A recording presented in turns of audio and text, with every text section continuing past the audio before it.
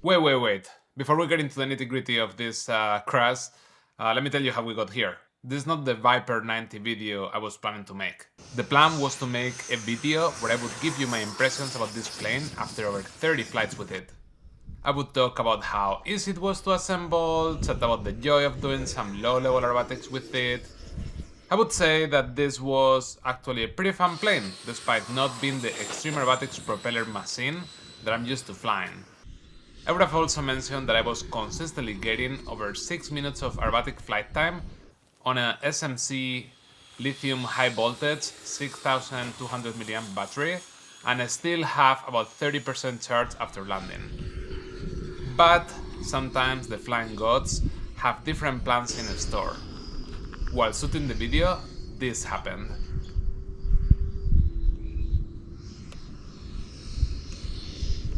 Oh, Time remaining 3 minutes. that was weird.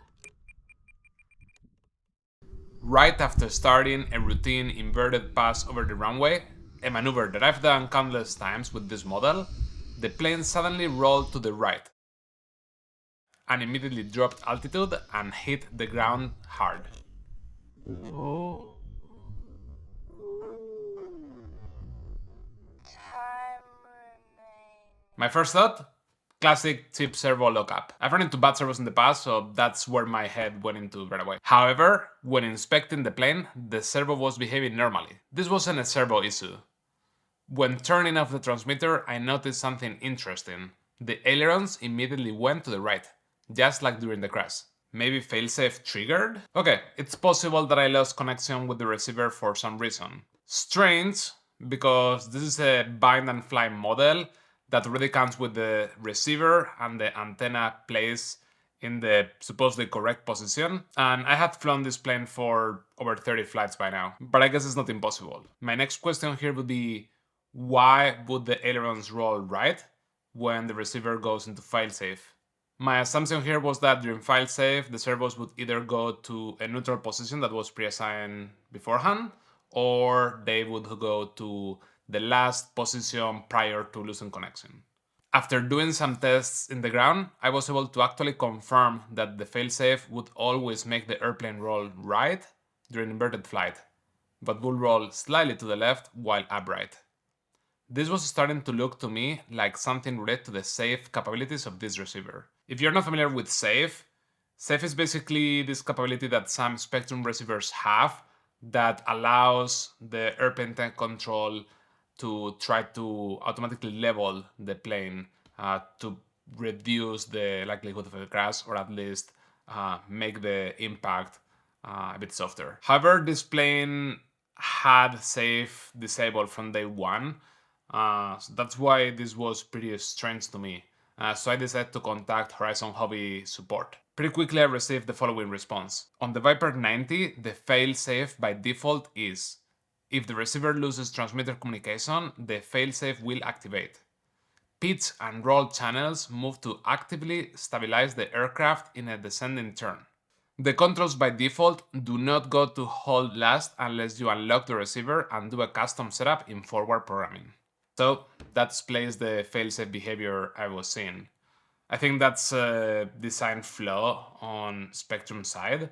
I don't see why I would want to have the safe capability disabled for all of my flight, but enable in case of a failsafe situation. If the failsafe was set as hold last, it's possible that the airplane would have survived if the connection was regained pretty quickly afterwards. The servos would have just kept the airplane in some inverted flight for a moment. There's really no way to know. Maybe it would have crashed anyways.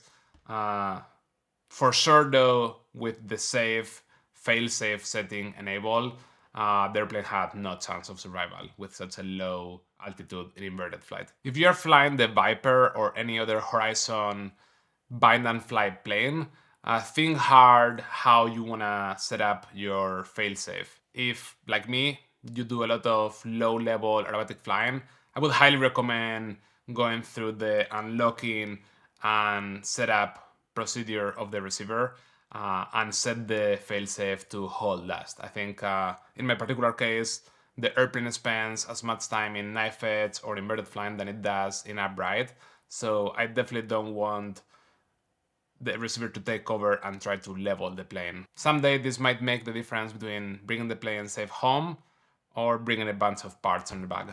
As for the connection loss itself, I don't have any good explanation, unfortunately. After the crash, I did a bunch of range tests, different positions, different distances, everything looked good.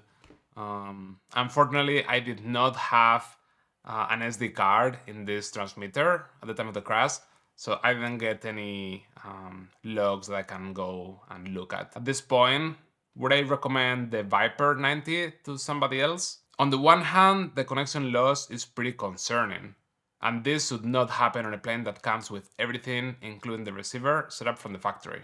On the other hand, I understand that these things can happen with any plane and any radio brand, especially when using small receivers without satellite redundancy. I had a ton of fun with this plane for a relatively contained price.